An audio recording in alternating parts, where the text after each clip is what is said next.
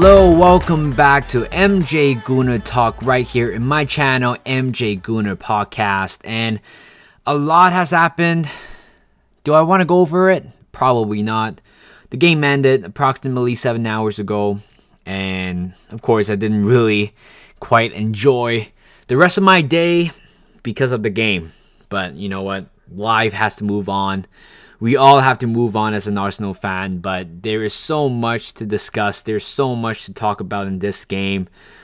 And yeah, I didn't really have the motivation to do this podcast today, or at least right now. I was thinking about doing it tomorrow. I want to make sure that I didn't say the wrong thing, and I want to make sure that my head is completely clear before saying anything stupid. But right now, after 7 hours, I know what I want to talk about. I know what we are going to address in this game, because like I said, there's so much thing happening in this game behind or even the aftermath. And I'm sure a lot of Arsenal fans are thinking about, you know what? What are we right now? Like, what kind of situation we're in? And we still have quite a long way to play. A long way to go in the season. We played 22 games already, 23 games already. And we already lost 2 Premier League games in the last 3 games. And we only got 1 point out of 9 points. And that is something that we really do want to address. And you know what? Let's talk about it. My post-match review right here in 3, 2, 1. Let's start. You know what? Just no hard feelings. Everything, just have to spit it out. First of all, everybody is disappointed. I am disappointed. But I'm not disappointed to the point where it affects my mood drastically. When we talk about the game against Everton, Brentford, the last 2 games that we played in the Premier League, those 2 games we felt like we could have probably gotten something out of it. Everton, again, they got Sean Dyche, in the first, under Sean Dyche first game. And you know what? When you're playing against a Sean Dyche's team, it's tough. And it was difficult for Arsenal. It's very obvious right there. Of course, it was painful as well. I know a lot of fans from Vancouver or even in the West Coast woke up extra early just to watch that game. And at the same time, just to watch them, got dominated in the midfield, right? That second game against Brentford, again, we all know that it was a very tough game because, like I said before, prior to today's game or last week's game, Brentford was 9. They were 9 games unbeaten. And of course, it was going to be tough regardless, having Thomas Frank as the manager and Ivan Toney, who's currently really, really pretty good in form. And unfortunately, we didn't get anything. It's because of the referee, Lee Mason. Forgot to draw the line in that game, and that was a very poor mistake from referee. And I think he was supposed to go in the studio and refereeing one of the games in the weekend, but not this week because, of course, what happened. I think it's a good decision, but you know what? Of course, the best decision that we want to get from it is pretty much, what we want. It's to get that 3 points, but it's impossible because the game has already ended. And it will be very unfair to Brentford, I know for sure. And the only way that we can move on from what happened last week is to play well today and hopefully beat City. I'm not 100% optimistic about the game, to be honest, because we are winless for the past 3 weeks. And right now, the only extra boost that we have at the moment is, again, the title race is on. Definitely the game of the season, and there's so much at stake. We all know that we lost. We dropped points for the past 2 games, and a lot of people, a lot of critics, a lot of other footballing fans we're asking the same question: is this the Arsenal downfall that they're witnessing?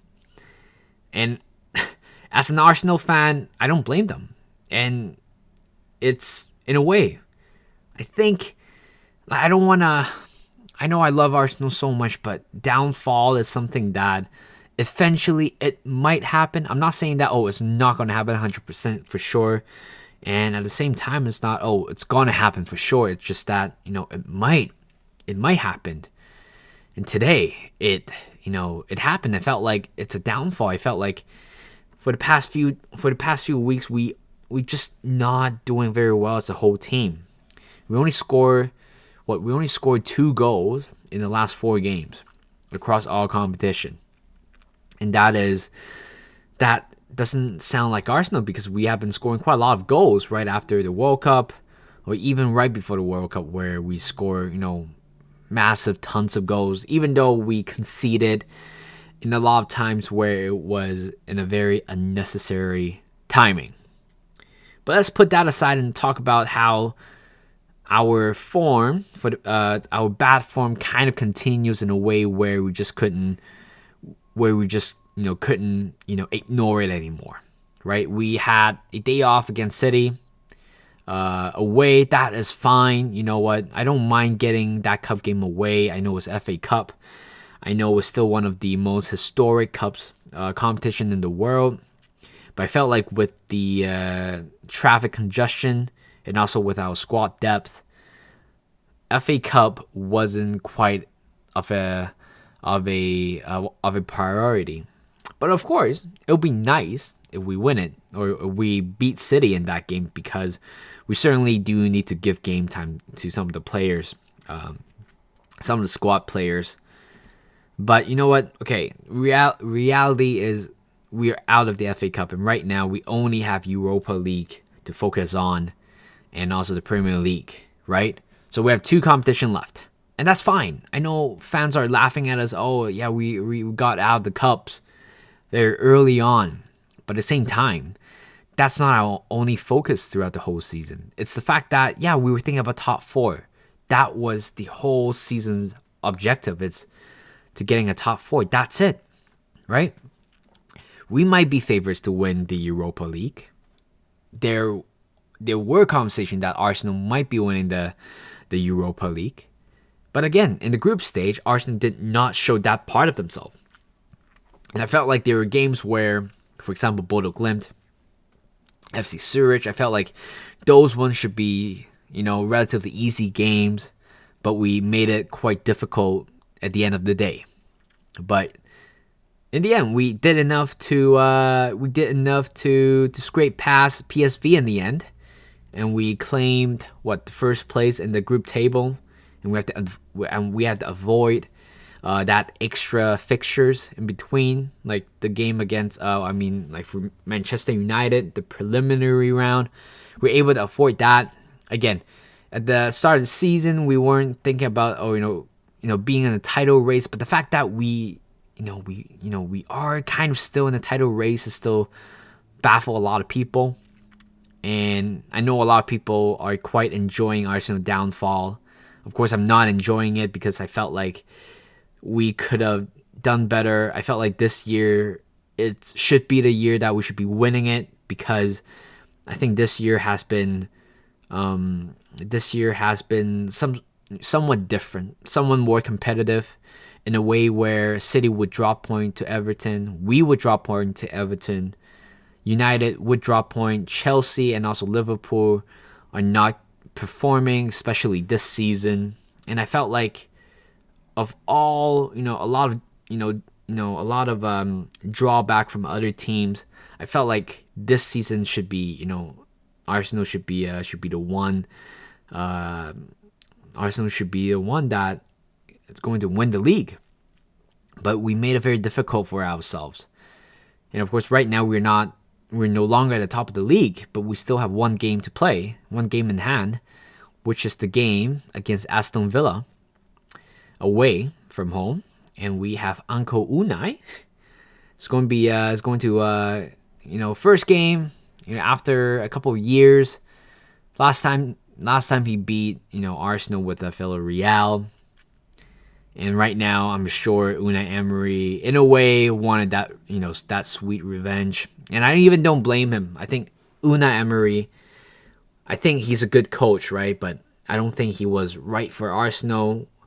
And again, there was no hard feelings towards Emery, but the fact that there is so much to prove in that game makes it even more terrifying. Unai managing a Premier League team, and of course they're trying to beat his former club in the Premier League context.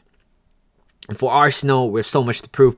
It's because we are in a very cold spell right now, and I know every champion team, even Man City, in a few of the season, even Liverpool, United, like when they're winning the league, of course there may be a few games or even a few weeks where they are not performing, they're dropping points.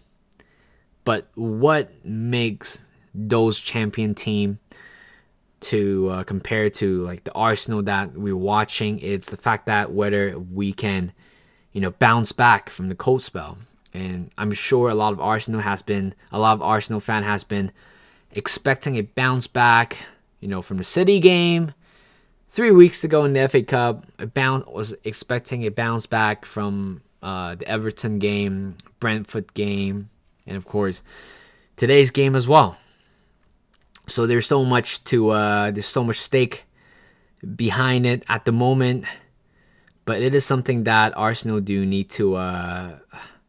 Again, I don't do the player talking, I don't do the dressing room, that kind of stuff. But for us as spectators, as critics, as football fans, we are there to watch. But in terms of how they're going to respond, it really depends on the players themselves. Okay, you know what? Let's move on to another topic. Let's talk about the build up to the game. Again, before today's game, we were 3 points clear, and I know that if we lost to City today, we'll be no longer in the first place. Which again, we lasted for 3 months. A very good 3 months, to be honest. Honestly, nobody was expecting that. I certainly wasn't even expecting that. But the reality is, right now we're no longer in the top spot. And we still have a game in hand, but again, against Aston Villa away, yes, we beat Aston Villa away last season against Steven Gerrard's team. But this season is going to be different because it's Unai's team, so different context. But Arsenal has to go for a win in that game. And even before today's game, I was kind of scrolling through my social media, a couple of hours, make sure, of course, I want to keep up with the team news. And that team news turned out to be very crucial. It's the fact that Thomas Partey was out with a minor muscular injury, but he arrived late to the stadium with the club doctor, Gary. And of course, seemingly he was in the track suit. I thought, what, he might be late. He might be doing a bit more testing in London Colony before going to the game. But turns out he was not even on the in the starting lineup, and Jorginho will be making his full debut for the club. And again, that's what happened when you don't Thomas Partey.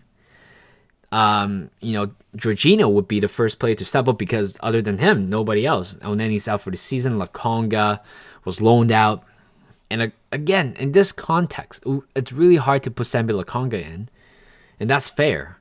But right now we have to trust Jorginho. Again, Jorginho does not have any pace when he's on the ball. But today, honestly, the fact that he has to replace Thomas Partey, there's a big role that he has to play. I think he did fine. I think he did well in general. I think there's nothing to criticize him. I know there are a few times where he just kind of lost position in the middle. Again, he's 31-year-old, doesn't have much pace in him. But honestly, I think he did fine today. It's something that I was a little bit surprised. I thought we were going to get Toy in the middle, but Jorginho has been very composed. At the same time, he proved, a lot of us wrong. Why he was, he used to be ranked the third in the Ballon d'Or player nomination, and there was a reason behind it, and you can see that in a way. I think Jorginho did fine today. I don't think there's anything wrong with him. And I certainly didn't think that the 3 goals that we conceded was a problem, but the fact that not having Thomas Partey in the squad certainly made a huge difference, and already showed the level, especially in the second half where we just couldn't really control the ball. City has been playing way better than us, and at the same time, I'm okay. Of course, I'm not okay losing, but I'm not especially upset because I know, based on what I'm seeing in the game today, City has performed better than we do. And of course, we have our we have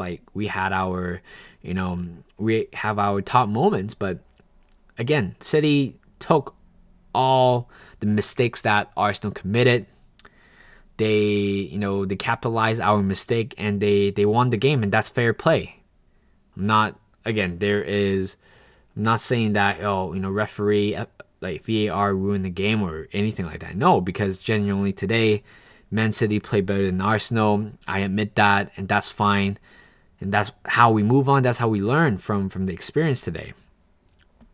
In the first half, I felt like we were controlling the ball very well in a way, but City also has the bright moment as well. And of course, the whole time when I was watching the game, I was kneeling down, kind of in a praying position. Hopefully, Arsenal are going to win. That's how I want it. That's how I wanted the game should be. It's Arsenal win the game. No matter how scrappy the win's going to be, I still want Arsenal to win the game. And, well, it didn't happen. 20-something minutes later, Tomiyasu. Tomiyasu replacing for Ben White.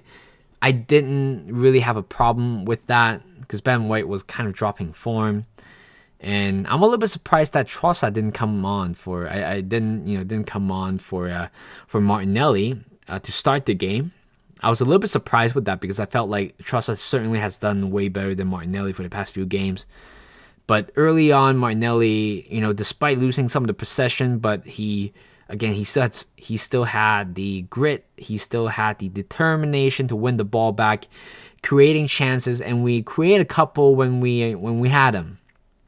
And the first goal we conceded was, it's something that I would never imagine that Tomiyasu would make. Because since he had signed for Arsenal, I don't remember the last time he made a huge mistake that led to a goal. I don't remember that. But today it was different. We finally saw there's a mistake within Tomiyasu. And honestly, I know what he was trying to do. I know he has a very strong weak foot. But in that situation when the ball was kind of bouncing in a very high position and it was very awkward for him to actually, put the ball down and pass it back to Ramsdale, I think, of course, right now, the best possible way was pretty much to clear the ball to the sideline and give them a throw in. That's it. That was about it. It was supposed to be a very simple instruction, a very simple way to kind of cut down the attack from City. But instead, KDB shows why he is a world-class player. I think he's definitely one of the best in the world, no doubt. For the past few years, there are definitely no central attacking midfielder who was better than KDB. Let's put it out there. And great finish as well. First time finish. Ramsdale, I think in that moment he has to come out, right? It's a 50-50. And again, KDB had a very good finish right there. You got to give it to him. And you saw the crowd was roaring. And even I got a little bit emotional before the game because you can actually hear the stadium was vibrant. You can hear, every single word, every single chant, every single song that the Arsenal fans were singing because that's how united we were in that game.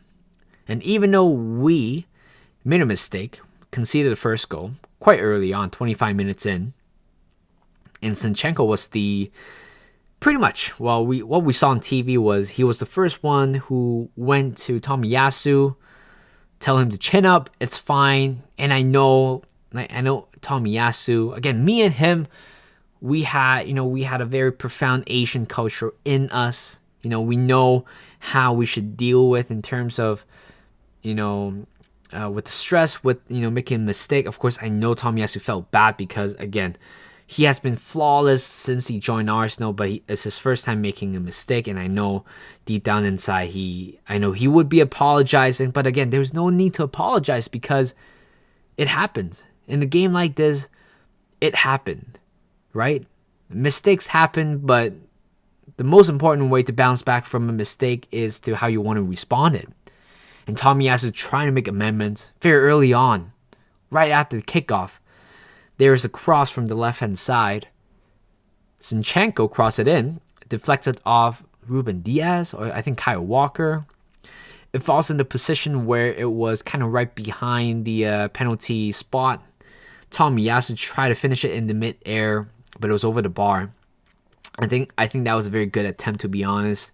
And I know what Tomiyasu was, trying to do. Of course, he certainly felt bad with the mistake, but he is trying to make amendment.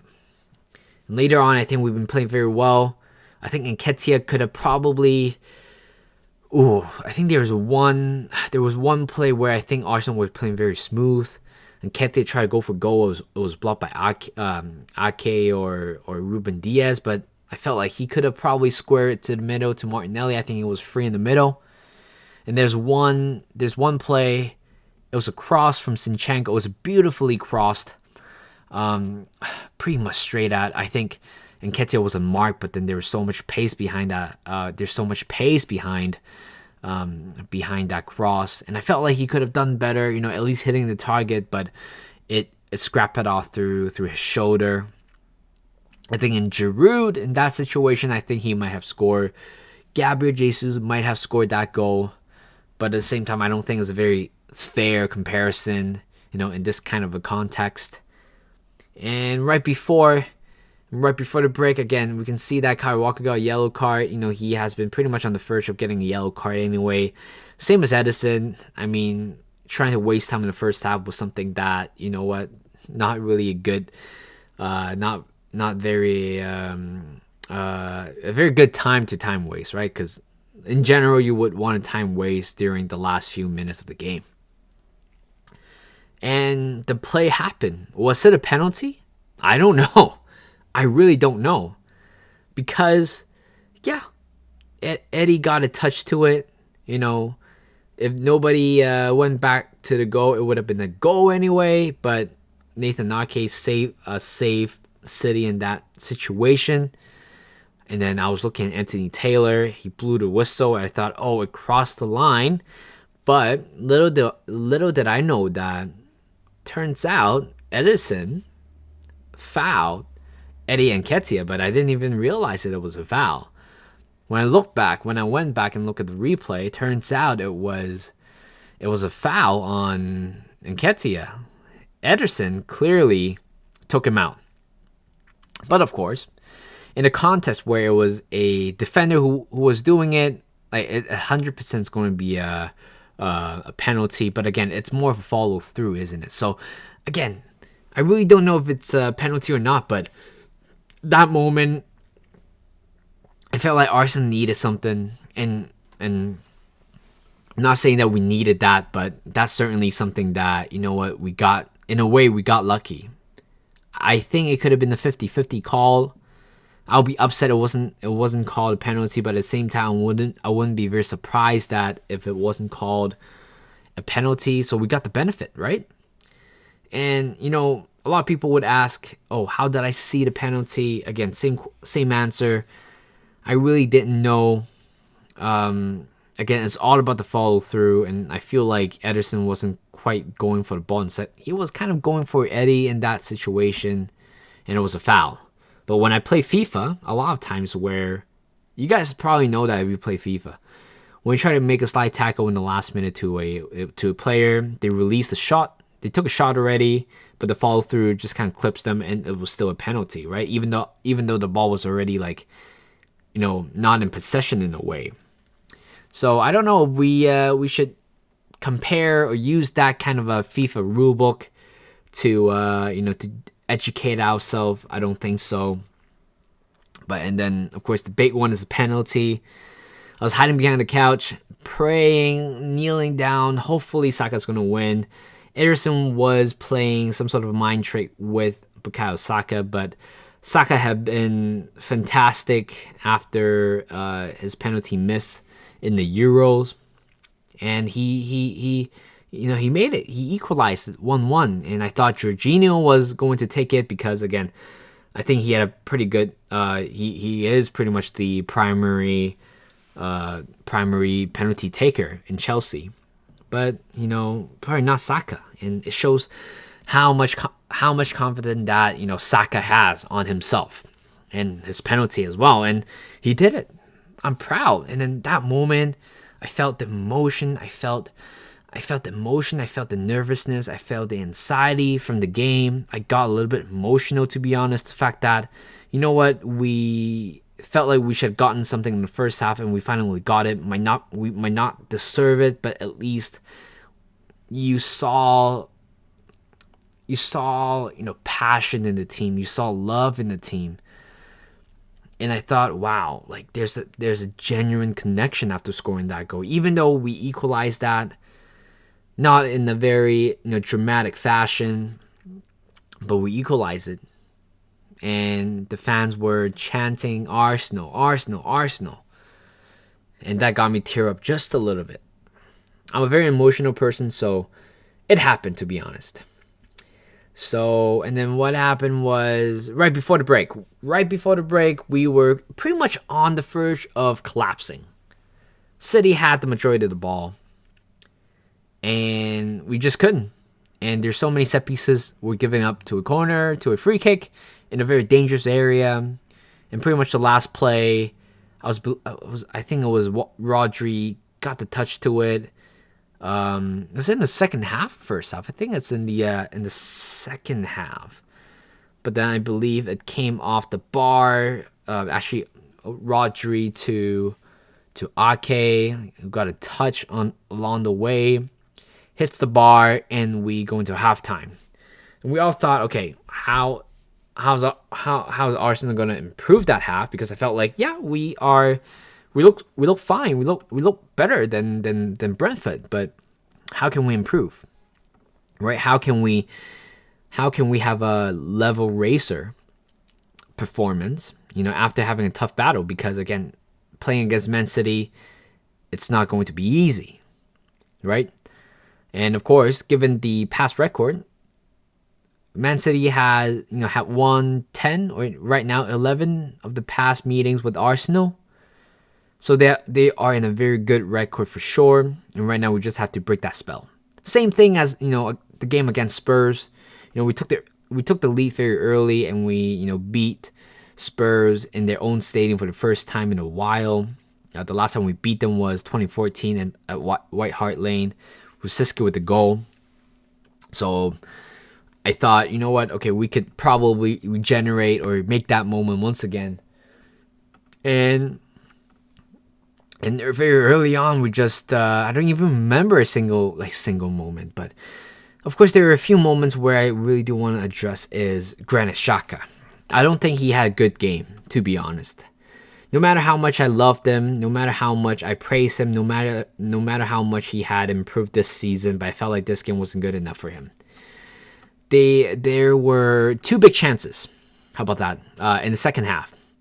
I don't necessarily remember the time mark, but let's talk about the first chance that it happened. I'm sure the first chance was, I think it was a turnover, believe so, to Saka, to Granit Xhaka, and there's only one player on his left. I think that was Eddie or Martinelli, and the fact that I know he's playing as a box-to-box midfielder, but there were one play where there's only one player in front of him. He could have taken a shot. Everybody knows how good his long shot can be. Everybody knows how powerful his left foot can be. But then again, when he's right outside the box thinking about taking a shot, I know he wants to distribute it to the wide player or to the middle, but there are times where I think Granit should have probably go for it. Right? Like, it doesn't matter if it's like straight to Ederson or went over the bar, but in that moment, he had to make something. He had to produce something. And unfortunately, well, he didn't. And the ball was way over where it was. And no, it wasn't when it over, but a very late shot in the end. Very slow, bad decision making. I don't even know what to say, to be honest, but that's why I was thinking, it was like, okay, if we have a proper number 8, right? Proper number 8, for example, Tielemans, we would have probably, created a chance through that play, but that did not happen. Second play, Granit Xhaka got the ball. I think we were, 3-on-2 or 3-on-3 or something like that. There's an option to the left to Eddie. Akanji was kind of eyeing for him. And we have Martinelli in the middle. And just one simple pass to make a chance. And he didn't do it well. He overshot the pass. And that pretty much, killed it. And there's, of course, another chance where it's another cross to Nketiah. Got a bit of it, but wasn't strong enough to convert to a goal. And then I think it was pretty much later on in the game. But then that's where we, start to make mistake. It's where in the middle we have been pressed very hard by City. And it creates some sort of an imbalance in the midfield. Like Xhaka is slow, Jorginho is slow. We all know that, but we just couldn't really find the compensation to it, which pretty much they compromise our midfield. And Gabriel has been amazing since the World Cup, but today he got it wrong. It was so close to be a penalty, but thank God VAR was there to save the day in a way. But the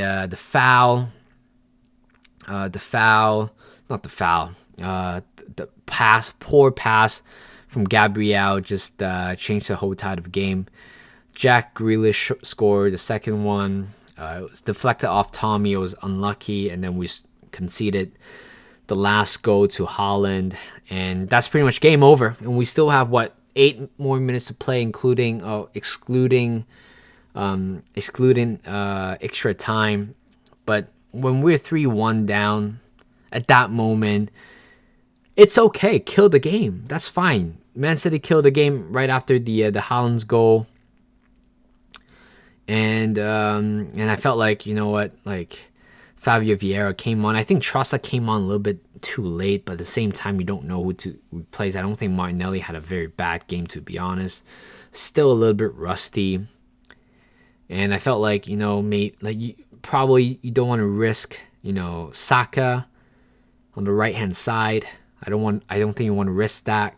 So I felt like, Reiss Nelson would have probably make a comeback in today's game. It doesn't really matter, to be honest. If we lose another goal or two, it's still humiliation.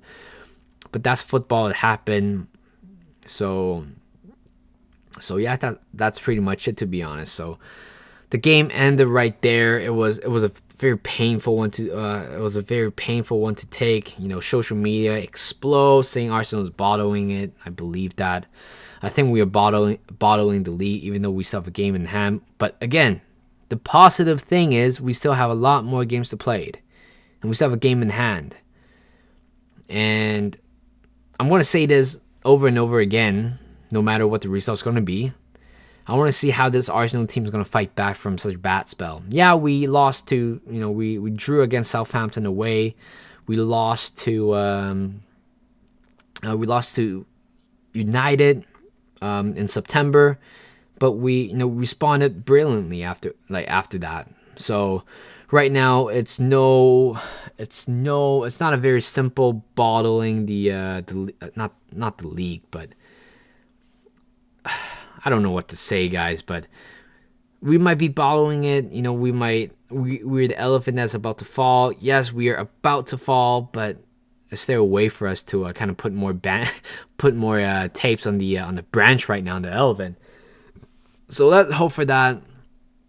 And we don't really have much time to rest, to be honest. I felt like after this game, Arsenal has two full days to recover until we travel away to Villa Park at 12:30 p.m. UK time. It's gonna be interesting. Again, playing on a Wednesday and then pretty much playing, the first game right off the Saturday weekend is going to be tough. My prediction for Saturday, I really don't know, to be honest, but I'm not very optimistic. If we win, that's great. If we lose, I'm not going to be surprised because I know my Arsenal team. I said this a long time ago. I say this again and again. Arsenal, the only way that stop Arsenal from winning the league is Arsenal. So that's pretty much it. Thank you guys for listening. Hope you guys enjoy this podcast. Hope you guys enjoy this episode. I think this is the first post-match review that will be posted on my new channel. But again, I will still post it on my gaming channel because I still want a little bit more awareness on my new channel. So thank you guys for listening and hope you guys have a great one.